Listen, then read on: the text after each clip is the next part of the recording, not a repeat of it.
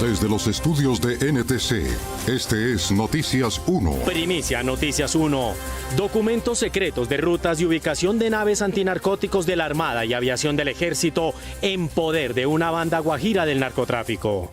Primicia Noticias 1. La banda Los Pachencas tenía en su poder también ubicación y rutas de naves antinarcóticos de Estados Unidos y de países del Caribe.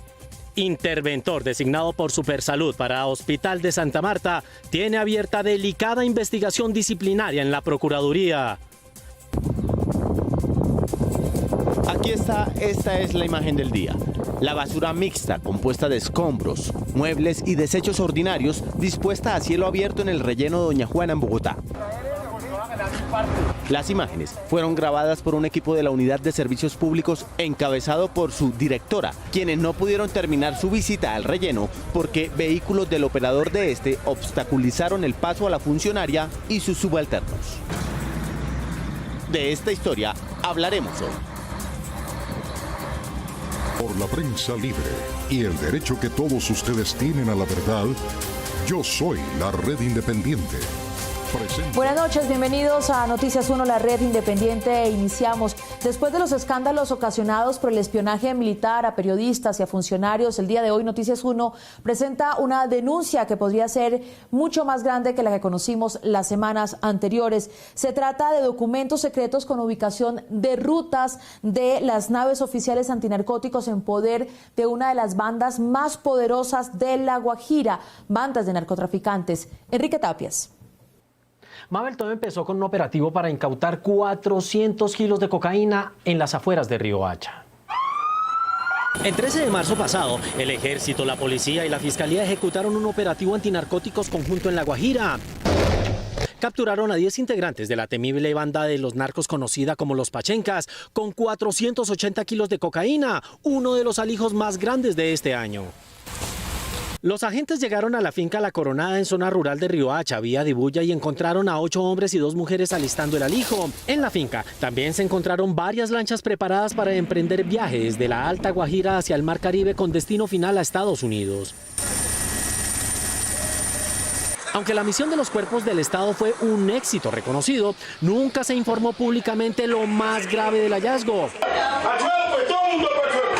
Noticias 1 encontró pruebas documentales de que en poder de la banda de Los Pachenca estaban documentos secretos de la inteligencia militar colombiana e incluso de Estados Unidos. Con la palabra X. Esos documentos son vitales, indican las posiciones geográficas día por día, sus rutas, estacionamientos y regreso de las patrullas de la Armada Nacional, de otras armadas de países vecinos y del apoyo aéreo con que cuentan las naves cuando salen en misión de control y vigilancia a aguas del Caribe, precisamente para capturar las lanchas de los narcotraficantes. En la carta electrónica, como decir el mapa del sector. Que esos documentos lleguen a manos de la banda conocida como Los Pachencas, una de las que más ha enviado drogas ilícitas a Estados Unidos y Europa, solo se explica por un gran acto de corrupción oficial que deberá ser investigado por la gravedad de estas filtraciones. Un alto oficial de la Armada Nacional con el cual se comunicó Noticias 1 manifestó que este es un hecho gravísimo, que bandas de narcotraficantes tengan esta información. Y es que la banda Los Pachenca no solo tenía la información que les contamos, sino los mapas de patrullaje de las autoridades colombianas, también los mapas de patrullaje de las autoridades de los Estados Unidos y de otros países vecinos en el Mar Caribe. Enrique Tapias. En este documento, por ejemplo, en que se titula Operativo aéreo dispuesto por US Coast Guard y la DEA con unidades base Colón, Panamá. Se encuentra la ruta exacta de una patrullera desde el inicio de su viaje hasta su retorno a la base de Colón en Panamá, con fecha y hora del mismo. Ahí dice, por ejemplo, inicio 9 grados 21 minutos y 17 segundos latitud norte. En este mismo documento hay datos de un operativo aéreo del Comando Específico de Cartagena y se informa la posición de naves de Costa Rica y de Nicaragua. Capitán de la motonave Papa Delta. En otro documento, también clasificado como secreto del 8 de marzo de 2020 a las 18 horas, se informa la ubicación exacta de las patrullas marítimas en Jamaica, República Dominicana y La Guajira, puntos que también están marcados en estos mapas. En otro tercer documento, además de las posiciones de los guardacostas estadounidenses, los narcotraficantes, los pachencas de La Guajira, tuvieron información precisa de dónde se ubicaban unidades de la Armada Nacional en el Caribe, en 12 puntos de control. En otro documento en poder de Noticias 1 y encontrados a los pachencas, se ve que no solo las patrullas de la Armada Nacional estaban monitoreadas, las rutas de los aviones del Comando Aéreo de Combate número 3, que apoya las labores de vigilancia e interdicción en el Mar Caribe, también estaban ubicadas por los narcos gracias a estos mapas que detallaban sus recorridos. Bajo la BG 1100 yardas. Las denuncias sobre interceptaciones y espionaje militar ilegal que han sucedido en el país en las últimas semanas parecen poco al lado de este otro escándalo que implica que esté en poder de narcotraficantes esta información secreta de las armadas estatales que luchan contra el narcotráfico. La ya famosa Operación Bastón, como se conoció esa operación militar ilegal para espiar a funcionarios y a periodistas, no tenía ese objetivo. Su objetivo real era tener tareas de contrainteligencia para poder identificar en las filas del ejército a las personas que estaban filtrando información y también a aquellos que no estaban siguiendo los lineamientos de los mandos militares. El minucioso trabajo de investigación interna, hoy conocida como Operación Bastón, tuvo origen en el año 2016 en un proceso de depuración de las Fuerzas Armadas cuyo nombre se había ensombrecido por los escándalos de corrupción. Se pretendía también fortalecer las tareas de contrainteligencia para detectar a los involucrados en esos casos. Fulminante 4, bombarda 4. La contrainteligencia, reorganizada con hombres y herramientas nuevas, descubrió, por ejemplo, que en diferentes oficinas de reclutamiento, cerca de 100 personas obtenían dineros por las ventas de libretas militares. Todas fueron retiradas de la institución. En otra fase de la operación, algunos agentes de contrainteligencia encontraron almacenistas vendiendo ilegalmente armas y explosivos, inclusive a miembros de grupos ilegales del narcotráfico. Según las fuentes consultadas por Noticias 1, los hombres de contrainteligencia trazaron operaciones sin consideración al rango de los investigados. Por eso, en desarrollo de sus investigaciones, aparecieron involucrados oficiales de alto rango como coroneles y mayores, además de otros de menor nivel. Algunos relacionados con transporte de drogas, sobornos de organizaciones criminales como el Clan del Golfo y otros más como presuntos colaboradores del ELN que intentaban infiltrar al ejército. Gran parte de esas investigaciones fueron remitidas a la Fiscalía, pero en esta entidad nada pasó. A partir de enero de 2019, con el general Nicasio Martínez como comandante del ejército, al parecer la operación limpieza, hoy conocida como Bastón, se desactivó y los hombres que habían participado en ella fueron despedidos o relevados de sus cargos en lugar de los corruptos. Es de aquí de donde surge la división que afecta a las fuerzas militares. Un senador conservador sorprendió esta semana en medio de una comisión virtual de la Comisión Segunda al ministro del Interior y al ministro de Defensa cuando les manifestó que era importante que trabajaran para este gobierno y no que estuvieran pensando en el próximo gobierno. Eduardo López Júquer. Mabel, se trata de Juan Diego Gómez, quien además aseguró que es necesario depurar la cúpula. Juan Diego Gómez, senador conservador de la coalición gubernamental, sorprendió este jueves a los ministros de Interior y Defensa, sugiriéndoles que se ciñan a la agenda del presidente Duque o que si están pensando en el próximo gobierno, renuncien a sus cargos. La agenda que tenemos que tener en la cabeza, la que tienen que tener los ministros y quienes apoyamos a Iván Duque, es la agenda que Iván Duque planteó para el país, la agenda 2018-2022, no la agenda 2022-2026.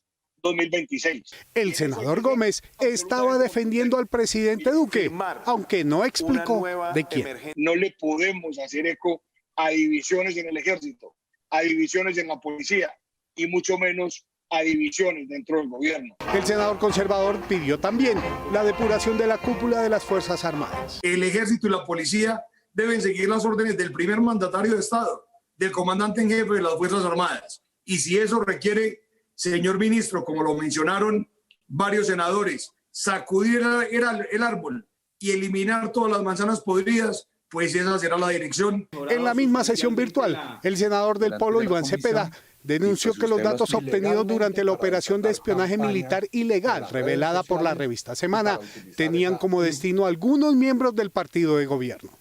Las informaciones que se estaban recaudando en esta operación iban a parar al menos a un líder del Centro Democrático.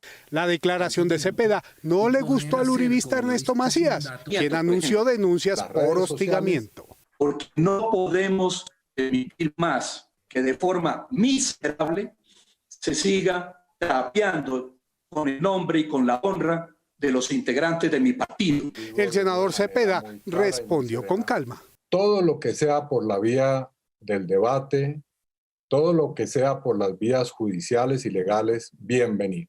Esta semana continuará el debate de las chuzadas y los llamados perfilamientos de inteligencia militar en la plenaria de Senado. El interventor que dirigirá las acciones en medio de la situación del Hospital de Santa Marta tiene en este momento una investigación de la Procuraduría. La historia la tiene Juliana Ramírez. Mabel, se trata de Luis Óscar Gálvez, quien hasta hace poco fue el interventor del Hospital Departamental de Villavicencio. El ente de control investiga contratos irregulares y un posible cartel de cobro de cartera que se dio durante su gestión. No, yo soy el gobernador del departamento. Usted no puede venir aquí a atropellarme, porque yo represento al pueblo magdalenense. ¿Usted me escucha? La auditoría se hizo en noviembre. La discusión entre el gobernador de Magdalena, Carlos Caicedo, que representa un movimiento independiente, y el superintendente Fabio Aristizábal del uribismo por la intervención que este último ordenó del Hospital Julio Méndez de Santa Marta, generó reproches de lado y lado. Por una parte, la reacción emotiva de Caicedo y por otra, la argumentación de este, acogida por muchos, en el sentido de que dicha intervención es más una medida política que económica o ética. Usted no hizo esa intervención. Pero poco se ha hablado de Luis Óscar Gálvez, el interventor del hospital designado por el superintendente para enderezar sus finanzas. Ante algunas suspicacias, el superintendente Aristizábal lo defendió. Ese señor, ese agente interventor que llevamos ayer a Santa Marta, acaba de entregar el hospital departamental de Villavicencio, Juan Diego. Lo recuperó. No obstante, la Procuraduría tiene una investigación en la que la tarea del Hospital de Villavicencio, de donde viene el agente designado por el superintendente para Santa Marta, queda gravemente comprometida.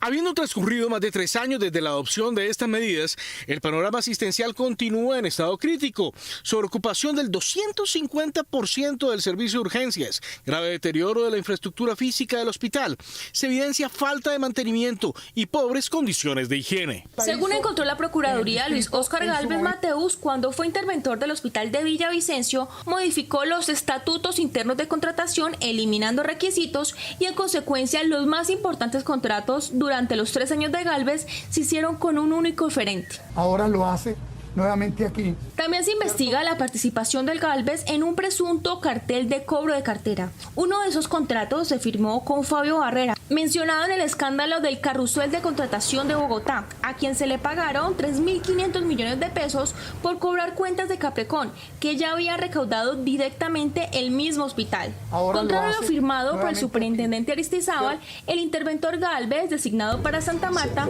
dejó en riesgo alto y con cifras en rojo el Hospital Departamental de Villavicencio. Por los pasivos del centro médico crecieron 57%, pasando de 25.000 millones de pesos en 2015 a 70.000 millones de pesos a corte de 2018, época de su gestión. Mientras las cárceles en el país se convierten en el foco de contagio del COVID-19, la unidad de contratación de cárceles y prisiones contrató a abogados por 570 millones de pesos, entre ellos a una exfuncionaria sancionada de la Costa Caribe, Carlos Cárdenas. Mabel, la directora del USPEC sostiene que 2 de ellos se liquidaron anticipadamente por no ajustarse a los objetivos de la pandemia y que los demás corresponden a servicios necesarios en las cárceles. La Unidad de Servicios Penitenciarios y Carcelarios USPEC, que suministra elementos que requieren las cárceles, ha firmado contratos por más de 570 millones de pesos en servicios de abogados en estos últimos 3 meses. Es decir, en parte del tiempo de emergencia sanitaria en que los presos y los mismos guardianes del IMPEC han suplicado porque les suministren condiciones mínimas de bioseguridad que los proteja del coronavirus. Estos son señores enfermos crónicos que padecen de enfermedades crónicas. Hace 6 días, la USPEC firmó un contrato contrato por más de 58 millones de pesos con Sonia Patricia Peñón, con el fin aparentemente relacionado con la emergencia de adoptar medidas de control del virus que permitan garantizar la vida y la salud de la población privada de la libertad. Curiosamente, ese contrato fue revisado por Erika Scaff, quien a su vez había firmado otro contrato de asesoría con la USPEC por más de 66 millones de pesos para, según dice su objeto, seguir procesos y colaborar con el seguimiento de metas.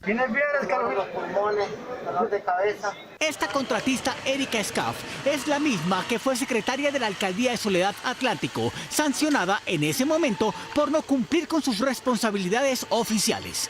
La USPEC firmó otros contratos. Por ejemplo, el 21 de febrero lo hizo con la abogada María Alejandra Ordóñez Hernández, hija del exprocurador Alejandro Ordóñez, a quien le pagará 60 millones de pesos para asesorar y acompañar a la oficina asesora jurídica. El 1 de abril, cuando se registró la muerte por coronavirus de un hombre que estuvo preso en la cárcel de Villavicencio, la nueva directora de la USPEC, Lisette Cecilia Cervantes, también firmó un contrato por más de 96 millones de pesos con la firma de abogados Bahamón Asesores para diseñar los planes y programas institucionales para cumplir los objetivos de su entidad. Y el 4 de marzo, 2 días antes de que se confirmara el primer caso de COVID-19 en Colombia, la USPEC contrató los servicios de otro bufete de abogados, asesoría y defensa jurídica integral, para acompañar a la USPEC en el fortalecimiento de las estrategias de su defensa jurídica. Consultada, la actual directora de la USPEC dice que los contratos se ajustan a los honorarios establecidos, que 2 de ellos se liquidaron anticipadamente por no ajustarse a las actividades desarrolladas para la pandemia y que esa entidad está prestando los servicios necesarios para apoyar las funciones del INPEC. Aunque el gobierno le pide a la empresa privada no terminar contratos de trabajo, la Cancillería de nuestro país prescindió de al menos 40 funcionarios. Juan Fernando Barona. Mabel, ellos eran los encargados de atención al público en Bogotá y de otros servicios como visas, expedición de pasaportes y autenticación de documentos colombianos. Poder atender y proteger las nóminas de muchísimas empresas de nuestro país, micro, pequeñas, medianas y grandes. Mientras el presidente Iván Duque aseguraba que no permitiría que las empresas despidan a sus empleados por causa de la crisis derivada del coronavirus, su Cancillería dejó despedir alrededor de 40 funcionarios que, aunque trabajaban directamente en el Ministerio de Relaciones Exteriores, eran empleados de una empresa que a su vez fue contratada por la Cancillería, es decir, lo que se llama empleados tercerizados. En Cancillería duré 2 años y 2 meses laborando allí. Hace 8 años y 9 meses exactamente. Trabajo hace 7 años. El 29 de abril de este año, el Ministerio de Relaciones Exteriores firmó un contrato por más de 2.800 millones de pesos con la empresa America's Business Process para proveerlo de personal de atención al público en las ventanillas de la Cancillería. La información que nos dieron fue sobre las condiciones del nuevo contrato, lo que era el salario. America's Business Process reemplazó hace menos de un mes a otra firma que venía asumiendo la tercerización hace años. Nos dijeron que íbamos a tener el mismo sueldo, que íbamos a tener el mismo horario. Aunque ellos creyeron que seguirían trabajando para la Cancillería, la empresa decidió desvincularlos sin explicarles las razones. Nos llegó un correo. El bolso Sporran y la falda cuadros, además de la gaita, acompañan los símbolos autóctonos de los escoceses. La versión paisa del carriel quiere convertirse ahora en patrimonio cultural y esto ha generado polémica. Iván Serrano tiene toda la historia. Mabel, el carriol o carriel llegó al país con una migración de trabajadores mineros que por iniciativa de José Celestino Mutis vinieron al país a explotar las minas de oro, pero en poco tiempo se convirtió en el símbolo de las habilidades de su portador para acabar con la fauna silvestre. El carriol es un bolso de cuero repleto de bolsillos para cargar todo. Carga todo, carriol. Es un accesorio milenario escocés anterior al whisky. Su referencia más antigua es de 1280 en la Guerra de Independencia de Escocia. Pero sobrevive como accesorio favorito del príncipe de Gales. a Colombia llegó con la importación de mineros de Escocia para el distrito minero de Anserma en la provincia del Cauca en la primera mitad del siglo XIX. El bolsito carga todo de los escoceses gustó tanto que se empezaron a fabricar versiones propias, no sin antes deformar el vocablo anglo carriol por carriel. Y desde entonces, junto a otros accesorios como el poncho y el sombrero, se le considera como símbolo de antioqueñidad. El valor de un carriel depende en buena parte del cuero del animal con que haya sido hecho. Si se trata de una especie silvestre como la de un tigrillo, habla de los recursos de quien lo porta. El viernes pasado, en la primera plenaria semipresencial en la Cámara, se discutió el proyecto para elevar a patrimonio nacional el carriel. Entre sus autores, la senadora Paola Holguín y el senador Álvaro Uribe. No, es un problema de carriles, no. Pero la discusión misma de este proyecto generó reacciones en favor y en contra durante la plenaria. A mí me parece un absurdo que mientras el país está esperando que nosotros demos aquí los debates que corresponden, nosotros estemos aprobando que el carriel sea considerado patrimonio de la nación. De una ciudad, de un municipio, de una región, de una nación puede pesar más que cualquier otra cosa. En vista de la discusión, el presidente de la Cámara, Carlos Cuenca, le dio la palabra al ponente del proyecto, Esteban Quintero, de Centro Democrático, quien a su vez fue interrumpido por una llamada que recibió el representante, también de Centro Democrático, Oscar Darío Pérez. Para Congreso, hágame el esfuerzo, porque sé que por usted de salir a decir. Las intenciones de intervenir del representante verde Inti Esprilla se vieron entorpecidas porque sus colegas de otros partidos lo impedían. Hasta que Carlos Cuenca, presidente de la Cámara, tuvo que pedirle al representante Juan David Vélez, también de Centro Democrático, que no le apagara los micrófonos a sus compañeros. Pero en ese orden de ideas, por ejemplo, doctor Juan David Vélez, yo lo tengo a usted por una persona muy seria, no nos cierre los micrófonos. Finalmente, el proyecto para que el carriel sea declarado como patrimonio cultural fue aprobado en primer debate, en tiempos de crisis por la pandemia. Qué orgulloso me siento de haber nacido en mi pueblo.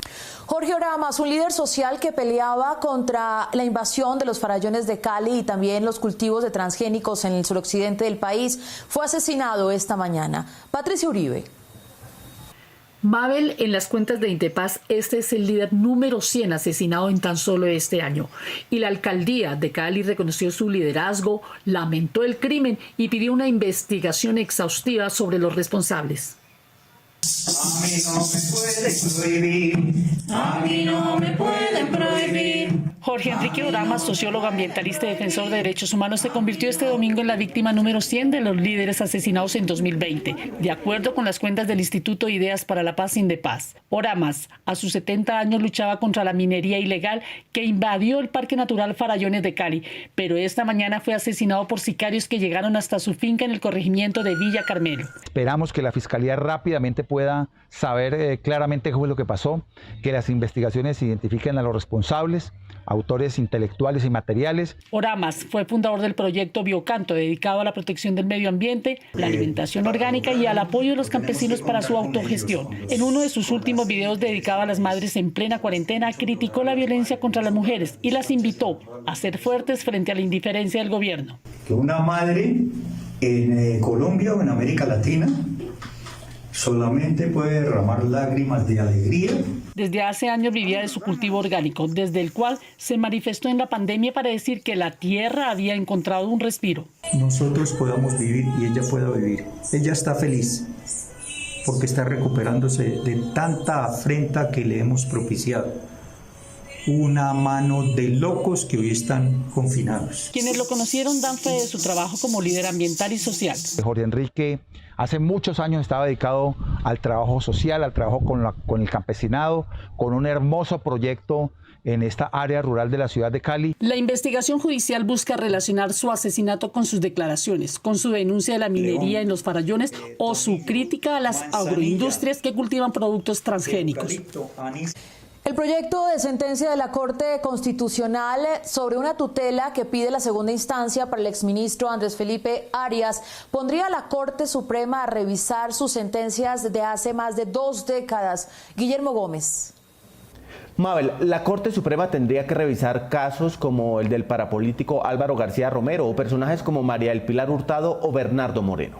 El 16 de julio de 2014, la Sala Penal de la Corte Suprema, con ponencia de la magistrada María del Rosario González, condenó a 17 años al exministro de Agricultura Andrés Felipe Arias. Se desarrollarán con arreglo a los principios de transparencia. En 400 páginas, la magistrada González sustentó la condena y la orden de captura contra Arias, pero él fue el único ausente en la sala de audiencias ese día de julio en que se dio la lectura del fallo. Se había ido del país. Cabe entonces preguntarse. La Corte Suprema señaló que Andrés Felipe Arias, quien con el poder que ostentaba pudo manejar a su arbitrio todo el proceso contractual relacionado con el programa de subsidios Agroingreso Seguro, que benefició con 26.000 millones de pesos a grandes empresarios cercanos al presidente de la República, Álvaro Uribe, financiadores de su campaña y de la próxima que haría el propio Arias. Los favorecía electoralmente. Arias llegó extraditado a Colombia en julio de 2019, cuando ya había regresado al poder su grupo político. Radicó una tutela en la Corte Constitucional y fue seleccionada a sabiendas de que su caso ya era cosa juzgada y que en teoría no cabría ser revisada. La magistrada Diana Fajardo redactó un proyecto de fallo en el que considera que a los condenados se les debe aplicar la ley que más les convenga.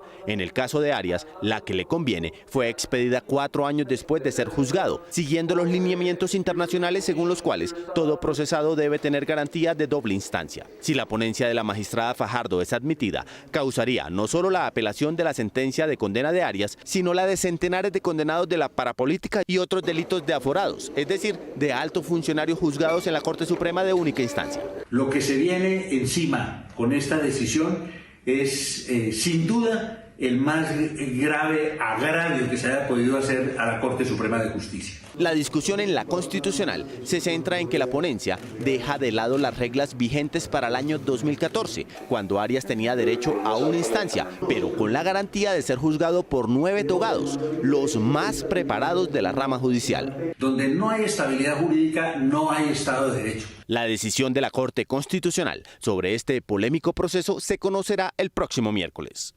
Es mayor el riesgo frente al COVID-19 para un odontólogo que para un neumólogo, lo que indican los indicadores. Los expertos de la Secretaría de Trabajo de los Estados Unidos establecieron un ranking de los riesgos de los profesionales de la salud al contagio del COVID-19. A los higienistas dentales les asignó un riesgo de 99.7%, a los técnicos de terapia respiratoria 95%, a las enfermeras 86.1%, a los terapistas de respiración 84.2% y a los radiólogos 84.1%. Esto indica que ellos no planearon ser héroes. Esto es lo que indican los indicadores. Las sucursales de los bancos abrirán sus puertas el día de mañana con estrictos protocolos sanitarios y también con medidas para atender a miembros de la fuerza pública, a personal sanitario y a personas vulnerables. A partir de mañana, los bancos tendrán que cumplir con nuevas normas para la atención al público a través de sus sucursales. La Superintendencia Financiera ordenó que por lo menos el 85% de los puntos de atención al público estén abiertos como mínimo 6 horas al día entre semana y 4 horas los fines de semana, atendiendo las condiciones de seguridad tanto para trabajadores como para los consumidores financieros. Se deben fijar horarios de atención prioritaria para los adultos mayores de 60 años y personas con capacidades especiales, así como mecanismos de atención preferente para el personal médico y sanitario, miembros de las Fuerzas Armadas y de Policía. Las entidades financieras deberán hacer un análisis diario sobre el flujo de público para determinar si se hace necesario aumentar el número de horas de atención con el fin de evitar aglomeraciones. Están que las matrículas del segundo semestre de las universidades serán afectadas por el COVID-19. El gobierno inyectó 1.5 billones de pesos a estas universidades y también ellas están inventando sus propios planes. La ministra de Educación, María Victoria Angulo, anunció medidas económicas para la educación, entre estos la inyección económica de 1.5 billones de pesos para garantizar la educación de los estudiantes universitarios en el segundo semestre del año. La primera noticia para la educación superior, para instituciones públicas y privadas, nos están escuchando los rectores, los maestros de esas instituciones, viene una línea de crédito también. Esta línea de crédito va por 1.5 billones. Esto permitirá cubrir hasta el 90% de la nómina, lo cual contará con garantías del 80%, con un periodo de gracia de pago de capital por 7 meses y un plazo establecido según los ingresos de las instituciones. En cuanto a los estudiantes, también habrá una línea de crédito de Findeter, donde las instituciones podrán acudir a ella por 200.000 millones. Concurrir con recursos que están en este mismo fondo y que van a apoyar con un monto de recursos este valor que tienen que pagar los estudiantes de las universidades públicas. Para estudiantes de universidades públicas, los recursos hasta por 97.000 millones para financiar el porcentaje de matrícula de estudiantes de estrato 1 y 2 para estructurar mecanismos de financiación. A esto se le suman algunas gobernaciones, quienes también han destinado recursos a las universidades de sus departamentos, y universidades privadas que también han anunciado reducción en el porcentaje de sus matrículas para el segundo semestre del año. Mientras tanto, el ICETEX aseguró que habrá una disminución del interés al IPC hasta el mes de diciembre para todos los estudiantes de estrato 1, 2 y 3 que tengan un crédito educativo vigente y estudien en el segundo semestre del 2020. Los operarios del botadero de basura Doña Juana bloquearon algunas vías de ingreso al lugar para evitar que inspeccionen su trabajo. Este video grabado la semana pasada registra cómo uno de los operadores de aseo, siguiendo las instrucciones del operador del relleno Doña Juana, dispone de residuos mixtos, es decir, una mezcla de escombros, ropa y muebles con desechos ordinarios en las vías de Doña Juana. Ese mismo día, una camioneta del operador impidió que una retroexcavadora contratada por la UAESP realizara la remoción de residuos mixtos en las vías del relleno, de las cuales ya hay algunas bloqueadas. El funcionario del operador impidieron el paso de la directora de la UAESP, Amanda Camacho, que realizaba inspección. La recolección y disposición de residuos mixtos es el último episodio que enfrenta al distrito con CGR, operador del relleno Doña Juana. El problema de fondo es que a los señores de CGR el año pasado se les desembolsaron 21.000 millones de pesos por separar y tratar 400.000 toneladas que había acumuladas en ese patio de mixtos. A pesar de la suma que se les pagó, la basura sigue a cielo abierto, tal y como lo registran estas imágenes obtenidas por la UAESP. A hoy tenemos todavía de esas 400.000 toneladas, 170.000 toneladas sin tratar en ese patio de mixtos. La recolección de escombros y muebles no quedó en el contrato que había suscrito la ciudad con el operador, por eso a este se le pagaba de manera adicional. Y en el mes de febrero, cuando ellos nos pasan las facturas de los meses de diciembre y enero, y nosotros vamos a efectuar el pago, vamos a buscar el soporte jurídico y no existe ni contrato, ni adición al contrato existente, ni otro sí. En febrero la UAESP y el operador del relleno se reunieron para hacer una adición al contrato para el manejo de estos residuos. Sin embargo, según afirma la directora de la unidad, no hubo acuerdo. Que no estaban de acuerdo y que a ellos se les debía pagar tal como venían haciéndolo en el pasado. La UAESP ya está en conversaciones para que otro operador se encargue de los residuos mixtos. En 2018, la CRA, en una decisión dividida, aprobó el alza de tarifas para los usuarios de aseo de Bogotá y 11 municipios que disponen sus basuras en el relleno. Según la directora de la UAESP, estos recursos de más no se evidencian en su manejo. Hace 3 semanas, un derrumbe en Doña Juana puso en evidencia problemas en la disposición de basuras y en noviembre pasado, CGR, el operador, demandó por 1 billón de pesos a la ciudad. Hace 3 días, el operador anunció nuevas demandas a través de su apoderado, Abelardo de la Espriella. Los colombianos dependemos en gran medida del agua de los embalses para generar energía, pero con el bajo índice de lluvias de este año ya se está anunciando un posible racionamiento para inicios del año 2021. En medio de la emergencia sanitaria y económica, cuya extensión es incierta, esta semana la ministra de Minas y Energía, María Fernanda Suárez, admitió que existe un riesgo de racionamiento energético para inicios de 2021, aunque al comienzo había descartado esta posibilidad. El invierno, de 2019 fue menor del que estábamos esperando, entonces empezamos, digamos que ya con un nivel de embalses bajitos, y en el periodo 1 de diciembre de 2019, 30 de abril, las lluvias son muy bajas, son tan bajas como si hubiera un fenómeno del Niño. Colombia genera el 70% de su energía a través del agua de las hidroeléctricas y contar con menor nivel de lluvias ha ocasionado que los embalses estén en niveles tan bajos como no se veían desde hace 20 años. La demanda de energía ha caído de manera significativa por el coronavirus, pero lo último que quiere, por supuesto, es que en una recuperación de la demanda en el verano 2021, o sea, en el primer trimestre, primeros 4 meses del 21, vayamos a tener una situación apretada de energía. Y para no llegar a un escenario catastrófico de desabastecimiento de energía hay que tomar precauciones. Primero es tratar de, en este momento, empezar a guardar el agua que se está recibiendo, o el otro camino es lograr asegurar que durante el periodo de 2021 hasta 2022 tengamos la cantidad de energía firme, es decir, que se haya generadores que se comprometan a entregar la energía que se necesite. El gobierno tiene en marcha dos medidas. Primero, una resolución de la CREC que busca incentivar a las hidroeléctricas para que guarden el agua suficiente, ya que no lo están haciendo por su propia cuenta.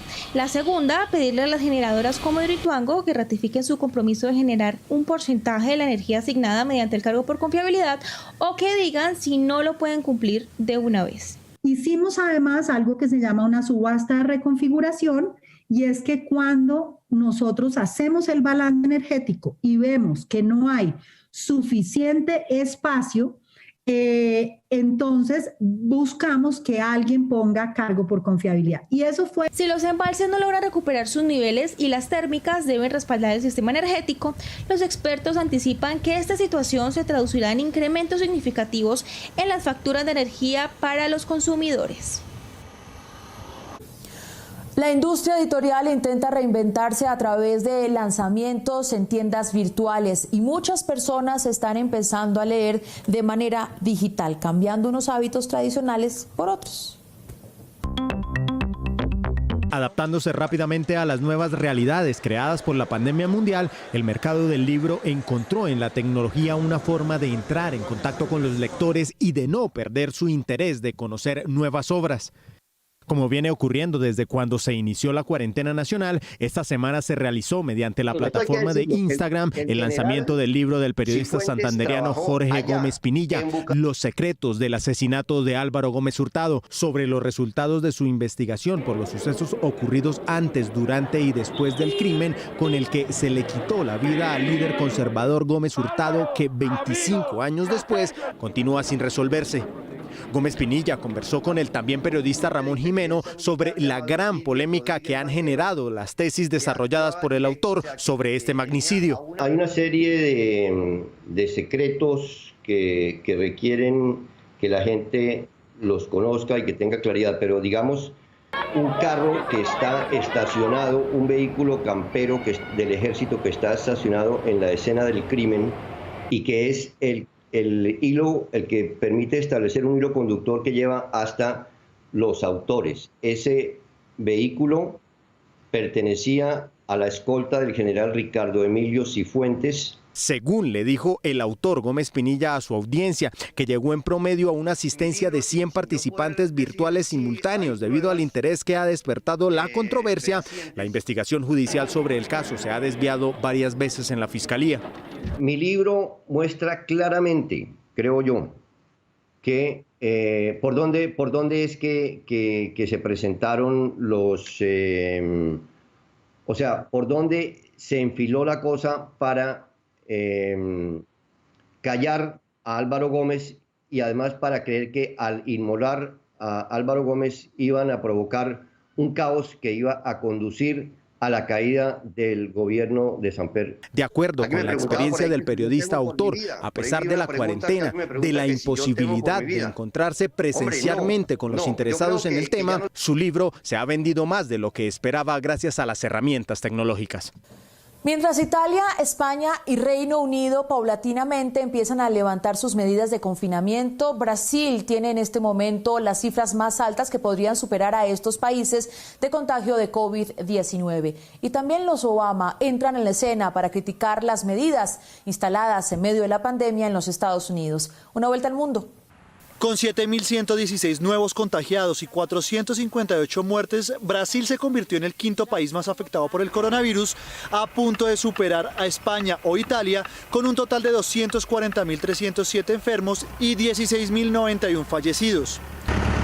Los casos en el país, el cual es el más afectado en Latinoamérica, llegaron hasta la tribu amazónica ticuna en la remota zona de Betania, en Manaos, mientras que el presidente Jair Bolsonaro ha criticado el distanciamiento social que han decretado algunos mandatarios regionales.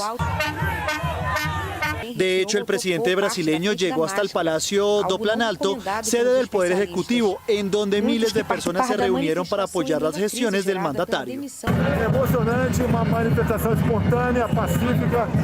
En Estados Unidos, el expresidente Barack Obama criticó nuevamente al mandatario norteamericano Donald Trump. Aunque no lo nombró directamente, Obama dijo que algunos líderes del mundo no han sabido manejar la crisis.